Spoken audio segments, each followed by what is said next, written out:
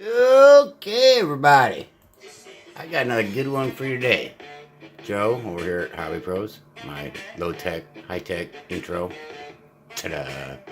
Anyway, ta-da. On the bench, we've got let me maybe zoom out a little. The ZOHD Nano Talon. And I've spent the last, 24 plus hours installing a receiver, FPV gear, whatnot, and let me give it a little close up here. A little Foxeer camera up in the nose. I haven't buttoned this all up yet. Got 200 milliwatt FX video transmitter VTX, a Foxeer Pagoda. The airplane comes with a stabilization board, and I actually finally got that to work. And underneath on the bottom, I've installed let's flip it over here, I'll show you. I've installed and it's under this little hatch right here. Lift up on it, hopefully nothing breaks. It's got some good magnets on it. FR Sky, Free Sky S6R. And I turned the stabilization off. Took me a while to figure out how to do all this because I don't play with my Tyrannus / Horus all that often. And so what I'm going to show you is this camera in my little holder here. And this is the OSD controller for the camera. And the Foxeer, this is the Arrow Mini. And it has an OSD, which is a basic, or what I used to always call a super simple OSD. And I'll show you what it actually displays on the screen. So give me a second here. We're going to plug in a battery. And I'm not going to power up the plane, but I will power up the FPV gear. So we put power to the transmitter. See the little light come on. Come over here, and I have a video monitor. And I'll plug that in so you can see what's on the display. Just take a second to turn that on. Alright, it's on.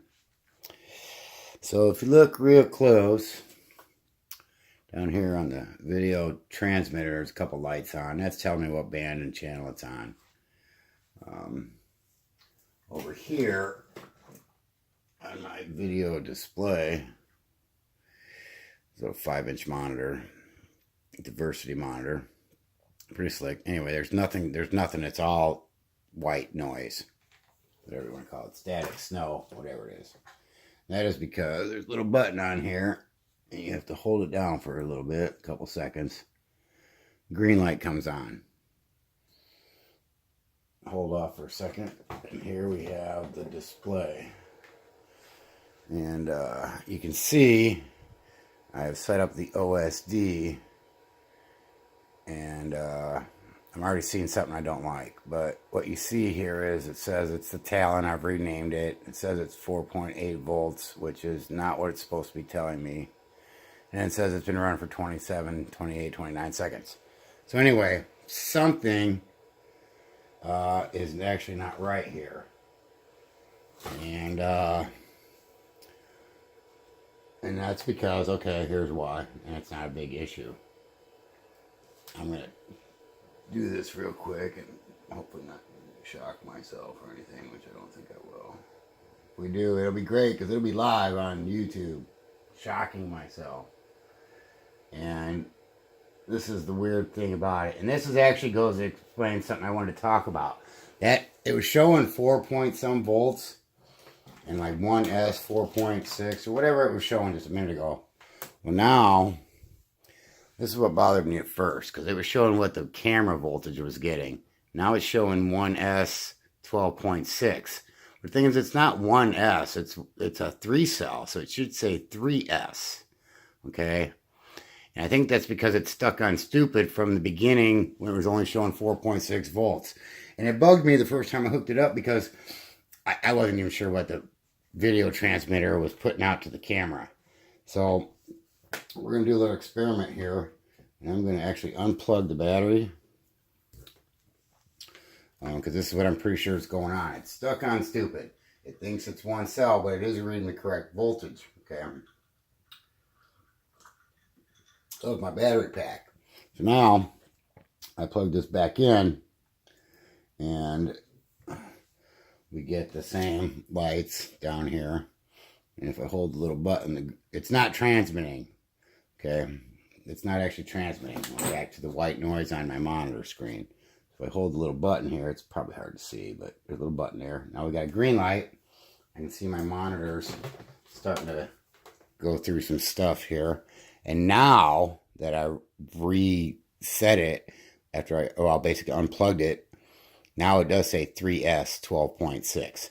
So I was a little worried how this OSD worked because I'd never used it before. It's something new to me. But anyway, and I tried looking around on YouTube and trying to see somebody that was actually wiring it and explaining it, and I couldn't.